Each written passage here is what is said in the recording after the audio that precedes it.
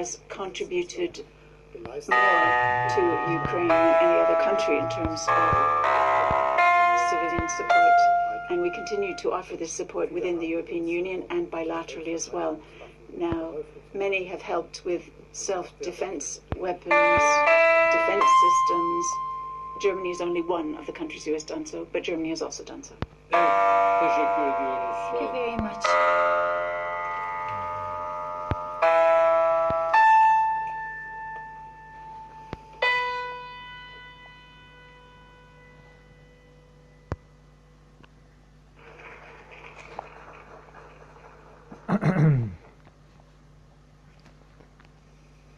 So that's the end of the press conference there between Turkish President Recep Tayyip Erdogan and German Chancellor Olaf Scholz.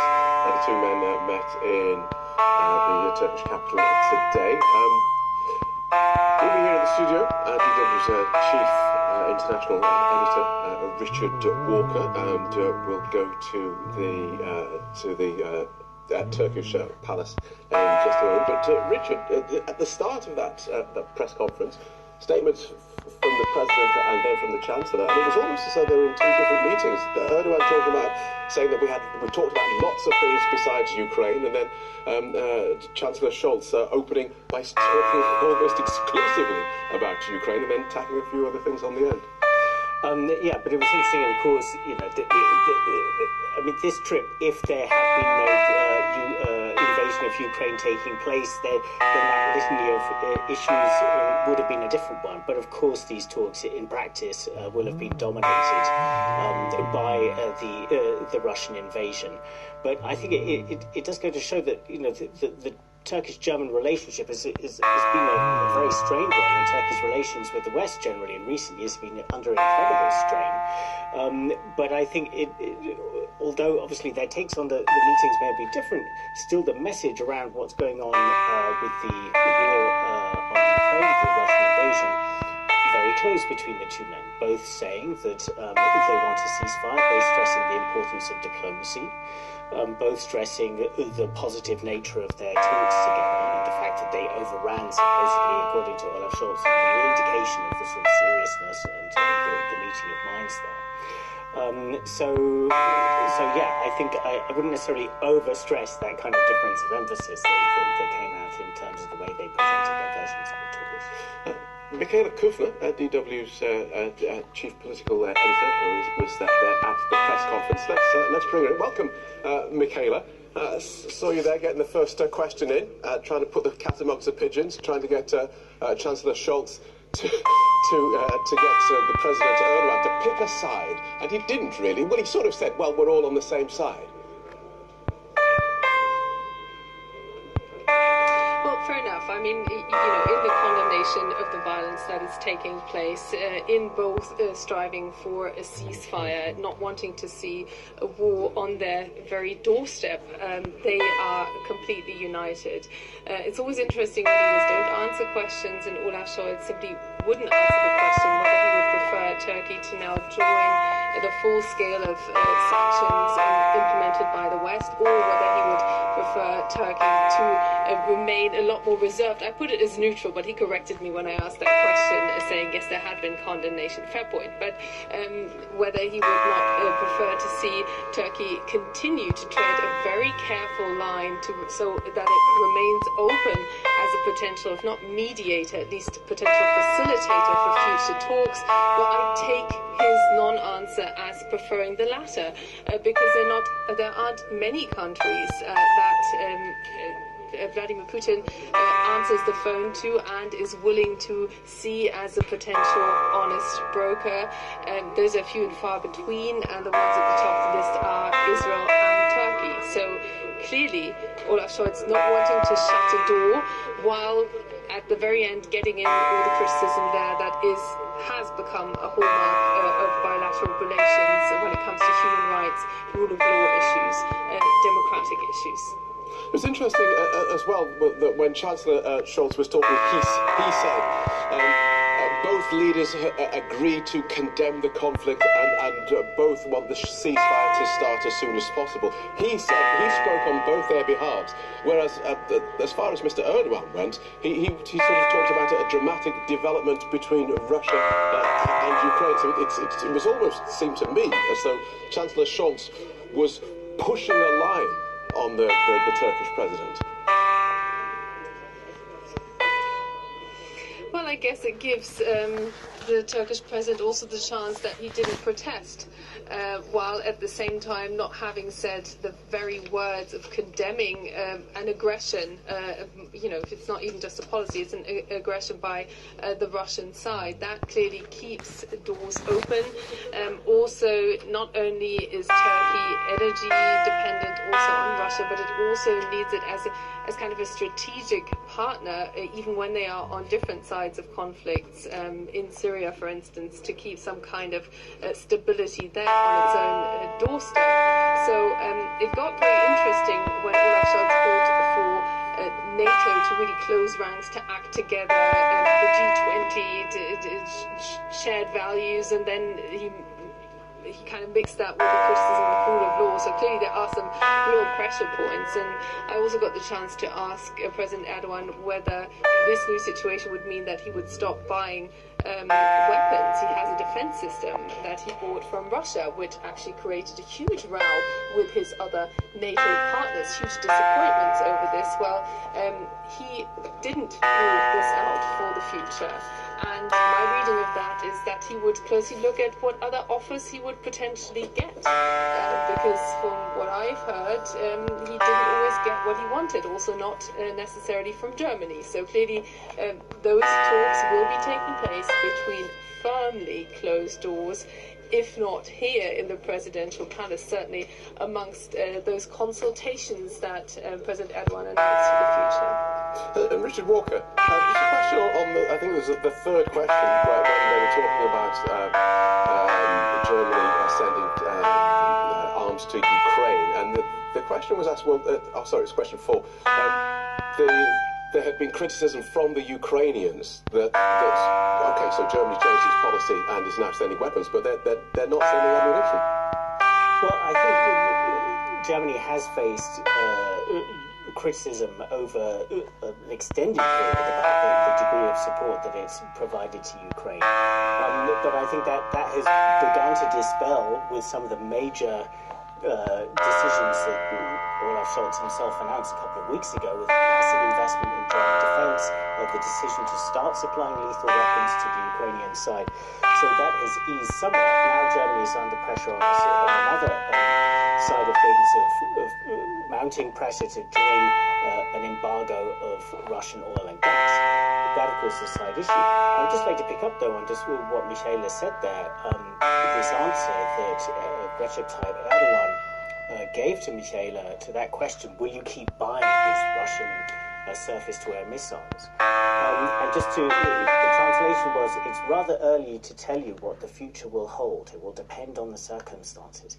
So really kind of leaving that open. As Michaela indicated there, trying to establish potentially some sort of leverage, but maybe even on both sides, on the Russians to say, well, if you keep up with this, we're not going to buy your missile systems anymore, and also potentially towards NATO allies saying, look, if you want us back on side now, given this situation, then maybe you need to think about making us an offer. So I think that was a really interesting statement from Erdogan there about, whether this very interesting kind of position that we were talking about just before this press conference that Turkey has, whether this crisis may end up with Turkey moving in one direction or another. We'll leave it there, but for now, thanks so much. Richard Walker, DW's Chief International Editor, and Michaela Kufner, our Chief Political Editor. Thank you both. Meanwhile, Russia and Ukraine have paused virtual talks aimed at ending this war in Ukraine until tomorrow. It comes as Russian forces step up their attacks against civilian and military targets across the country. Kyiv says it wants a ceasefire and the immediate withdrawal of Russian troops. Ukrainian President Volodymyr Zelensky says Ukrainians have no choice but to keep up their resistance.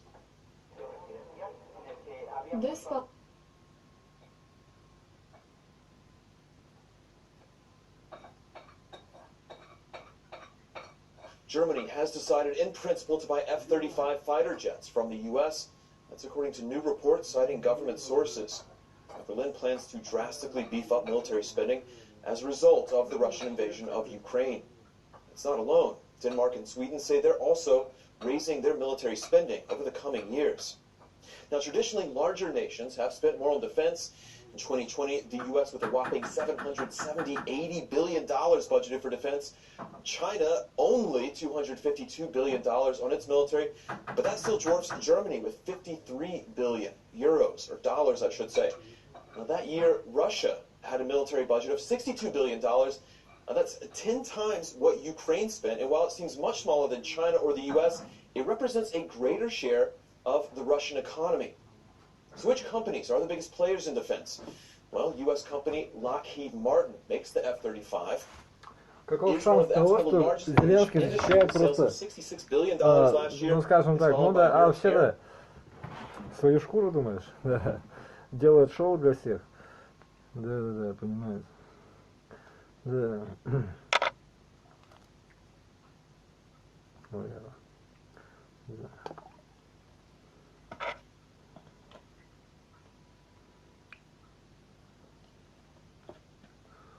Ну, наверное, да.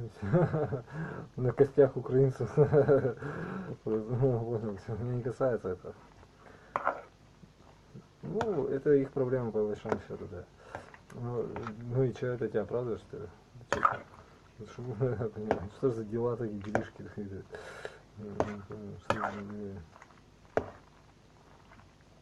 Геноцид украинцев, понимаешь, да? Ну, так получается. Ну, он понял тебя.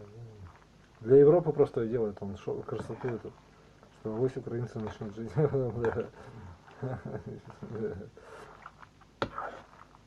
Давай референдум проведем. Кто спросил, нужна ему эта виньета? Ну, понял, просто. Наоборот, так. Ну да, типа того. Ну вот наоборот, так и грунта нет, грунта нет, это. Да, ну вот это у меня, вот это.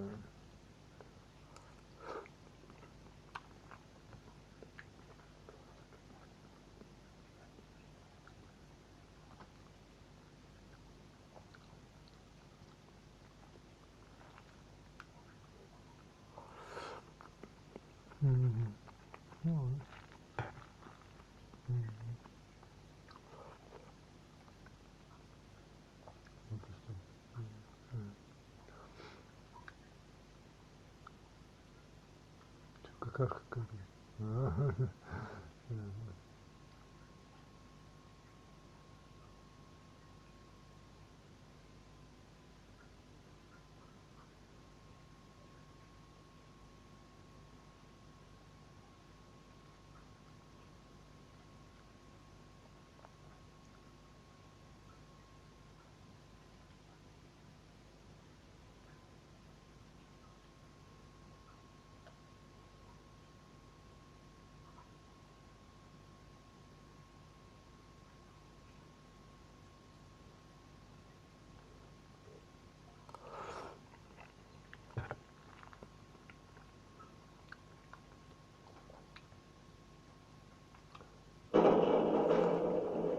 One of the bloodiest wars in Europe since World War II is drawing thousands of foreigners to join the fight.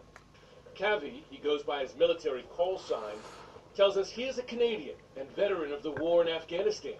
When Putin rattled the nuclear saber, he threatened the whole world with fire. Canada's right in between the U.S. and Russia. It's where all these missiles that he's threatening with are going to be flying over, so that's what brings me here. Kavi is far from alone. There is more than 20,000 of this military serving all over the Ukraine.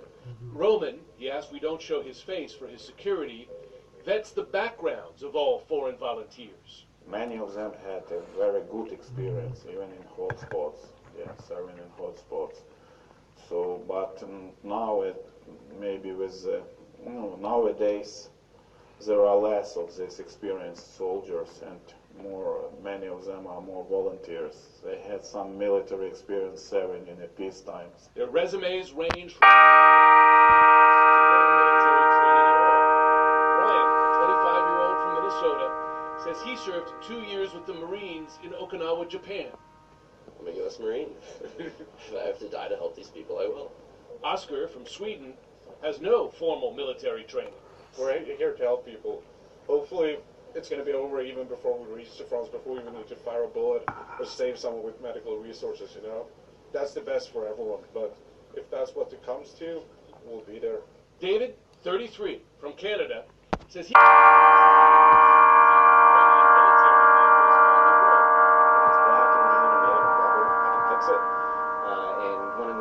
important things of the gears of war is keeping it moving.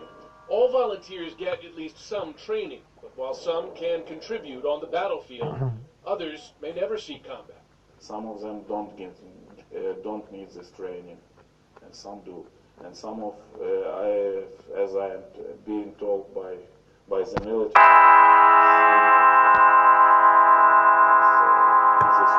this military unit, because they are not apt to this military service, and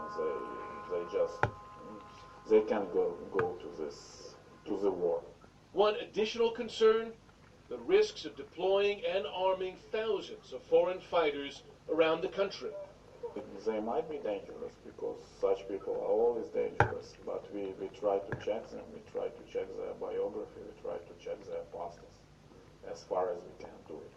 One definite and urgent need for the Ukrainian military are volunteers with combat medical experience. That's what brought Sky Barkley, a U.S. Marine and missionary, to Ukraine, along with 6 other Americans. You enrolled after 9/11, imagining, I suppose, the war was going to be there. Did you ever imagine yourself witnessing a war in Ukraine, in Europe? No, and it's totally different. This does not compare to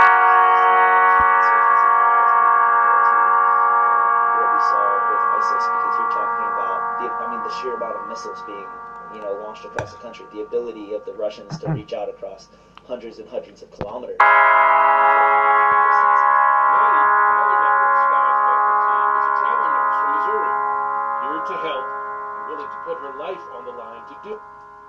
Ну, такой задачи нету, я так понимаю. Убивать с такой дистанции — это американское мышление, скорее всего, просто. Потому что я не думаю, что таких задач стоит. Да. Вывести из строя базы, аппаратуру военную, базы какие-то разрушить военную, да. То есть то, что, ну там совсем не обязательно находиться, даже военным не обязательно. Уходи оттуда и все нахер. Это ваши проблемы, меня это не касается. Ну, то есть, как юниты противника, они сами себя приговаривают, тогда так получается.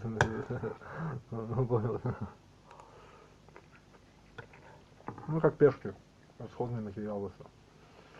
У меня же им сейчас важно. Да. То есть, такой задачи не стоит. Стоит задача уничтожить базы, которые потенциальную опасность могут, да, то есть, там, какие-то, что там может быть, я не знаю, маяки, что там, да. Это не суть разговора. Да. Места, штаб-квартиры какие-нибудь. Да. Ну, это имеет в виду, да пошел нахер, да.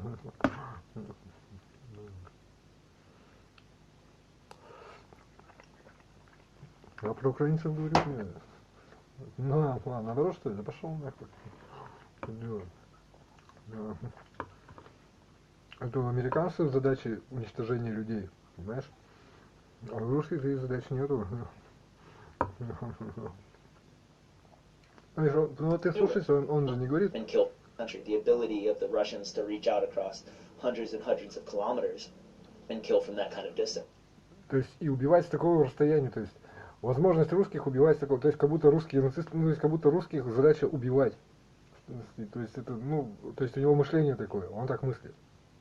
То есть у них не военная задача уничтожить объекты военные, там, так скажем, да, которых, еще раз я повторяю, военный объект, в котором может вообще никого не быть. это твои проблемы. Что тебе делать как бы в казарме или в какой-нибудь на складе вооружения? Тебе что там надо делать? Ничего не надо делать, уходить надо оттуда. Ну, да. Ну, вот, потому что демилитаризация. Нету такой. Денацификация это через повешение. Не обязательно. Я так не думаю просто, потому что через какие-то судебные процессы. По идее это, чтобы русским себя выставить вот как вот то, что он сейчас, этот американский чувак, вот такими, это никому не выгодно.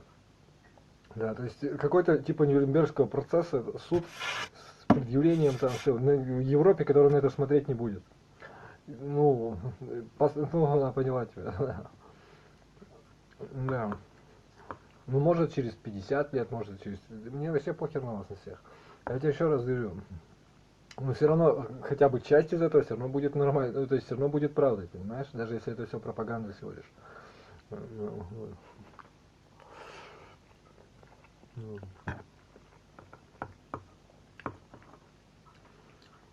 Типа того. Если Европа признается, что нацистские дивизии СС маршировали и сказали, типа того, и в Украине готовились антирусские войска, тогда она будет вынуждена признаться со многим другим, то, что происходит, да. То есть, что она действительно наш противник, который просто затаил за пазухой нож, так скажем, да. Никогда, не просто нож, то есть нож на тот случай, если не получится развалить, просто заплатить террористам, чтобы развалили страну, нашу, типа того, да. Мне это не касается. То есть, это так вот, это такое вот.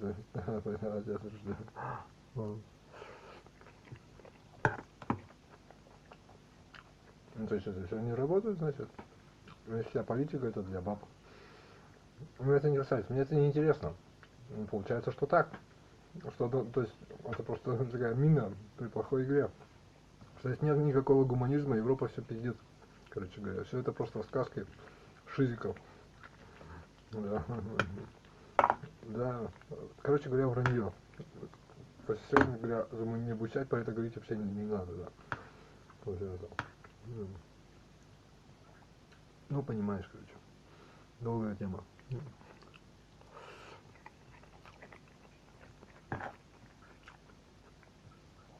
Закономерно, да.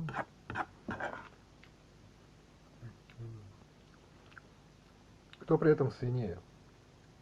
Получается, одно другого стоит, думаешь? То есть, у России есть все основания вот так вот сейчас поступать. Получается так? Еще какие? ЧТД. И не надо тут такой, ты смотришь, как будто, ой, мы такая невинная Европа, мы такие, или там наоборот, мы такие умные, такие мужественные, красивые. Я не знаю, что это имеет в виду. В том смысле, что да. Нет, в том смысле, что мы умные, просвещенные. Вот, и только мы правы, все остальные лохи. Типа, значит нет.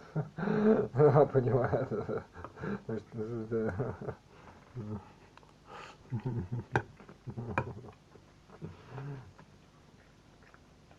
Потому что политика, она из Африки политика, понимаешь? Политика, она не для того, чтобы быть правым, а чтобы воровать, она Member of Sky's medical team is a travel nurse from Missouri, here to help, willing to put her life on the line to do it, as she's done before in Iraq. Yeah, we're a little bit. Безделие и мужеподобие женщин, да. But I just have a heart for these people. Like, I just really want to help them. I don't see my life more valuable than their life. Ukrainian officials make clear this is not a calling for adventurers or weekend warriors. It is service against a massive... Не, вроде бы ерунда, да, как-то, но это переворачивает смыслы. То есть русские ставят задачу, русские нацисты ставят задачу убивать на расстоянии украинцев. То есть именно спокойно это говорит, как бы, и все таки, да, естественно. То есть, что, неужели, может действительно так? Может на самом деле так? Invading army. And thousands have already answered the call. Мне начать вообще на вас на всех просто так. The training that the Ukrainian military is able to offer foreign volunteers is limited. After all, the war is already underway on Ukrainian soil. лишить Украину всех войск, разоружить ее полностью. И лишить ее верхушки в виде президентов и в виде и в виде нацистов, там, нацбат, ну, которые, да неважно даже. В виде всей управляющей там головы, да. Наоборот, да. Наоборот, да наоборот, видно. Когда есть там. Да, ну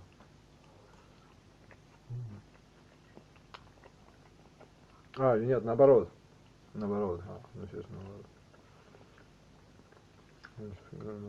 They will get 3 to 14 days of basic training, and it's not a short-term commitment. Those members who come to fight, they're asked to sign on for a year commitment in Ukraine. And joining us now is Miro Popovich. He's a film student and dual U.S.-Ukrainian citizen who is fighting against Russian forces in Kyiv. Miro, it is great to see you. We last spoke to you on Wednesday, and I'm wondering, you know, what has changed here in the last few days since we were last able to speak? Well, you know, what changed is, because I've just heard you guys talk that the Ukrainian military pushing Russians away. And yes, that is the case. I mean, they can't really come too close to Kiev. They're sort of on the outskirts, and our military, our army and National Guard, they're doing really well. Like, I am surprised and I'm proud. You were surprised and proud. You were expecting that they might be in Kyiv, which could certainly change your role. Yeah, exactly. Yeah, because, you know, as we talked last time, my job is, and my unit's job is to help and operate when they come too close to Kiev, you know, but we didn't have a chance. Ну, если добровольцы, просто добровольцы туда приезжают. So you've been, just to be clear, you've been kind of waiting for the action. То есть они против Путина, значит, ну, как бы, они же ничего не понимают. Yeah, sorry. No, go ahead. Tell me what you've seen. То есть за добро, значит, Action. Our main priority right now is to get ready for assault that might happen. And humanitarian missions. I mean, there's a lot of humanitarian, a lot of medicine and clothing and food that's coming from Europe and U.S. to Ukraine, and it has to be delivered, you know, to our military, to our National Guard, to our bomb shelters, to hospitals. And you know, I've been deputized, so right now we are helping police to deliver all those goods. And of course, to get ready for combat. And the third task is to identify saboteurs. Like sleeping agents, you know. I know it sounds like a movie stuff, but this is actually true of a lot of Russian, whatever, sleeping agents. What they do is they guide missiles, and that's not very good, you know. That they So, can, yeah, we they can locate, they can give them locations of what to hit. And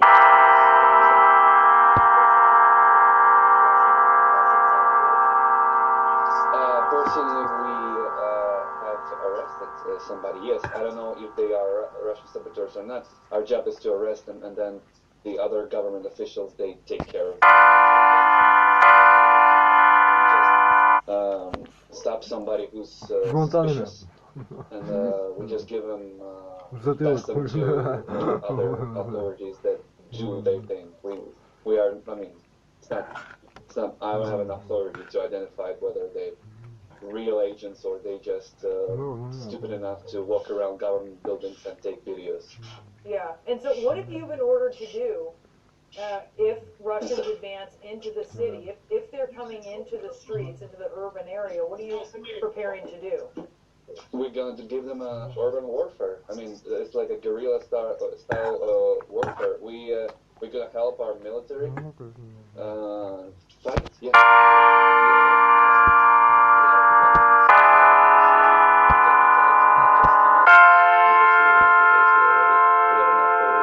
We have a lot of veterans that are capable of fighting, and yeah, that's what we're going to do.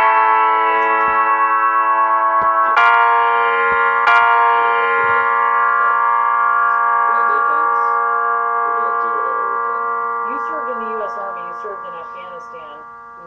taking from those lessons learned there into this? What am I taking is, well, first of all, as I said, I think I said last time,